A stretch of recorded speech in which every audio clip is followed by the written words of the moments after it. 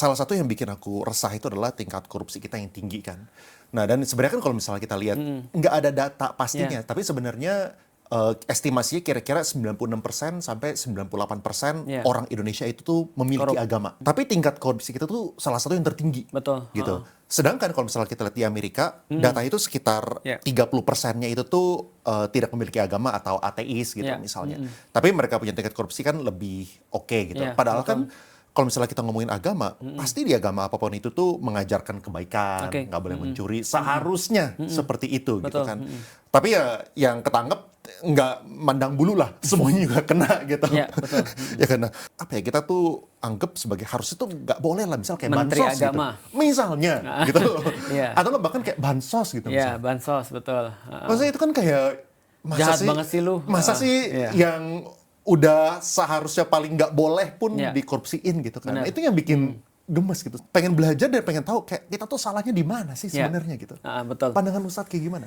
Pertama-tama gini, kalau kita lihat korupsi ya, ini memang problematik sih kalau di Indonesia. Karena kita nggak usah lihat jauh-jauh lah ya. Mungkin kalau kita lihat yang lebih dekat lah, Singapura. Singapura itu benar-benar luar biasa.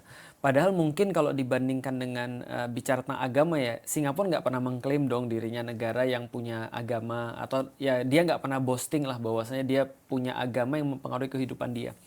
Tapi di Indonesia ini kan sebenarnya kan bukan boasting juga sih, tapi dia setidaknya stating bahwasanya dia peduli agama. Buktinya KTP-nya Indonesia kan ada agama.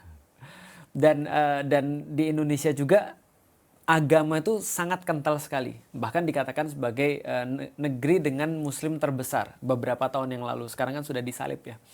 Nah, tapi kalau gitu kita lihat seperti apa pandangan sebenarnya korupsi dan agama. Jadi pertama gini, kalau kita bicara tentang masalah korupsi tanpa bicara agama dulu, itu ada satu adagium yang menarik, yaitu adalah power tends to corrupt.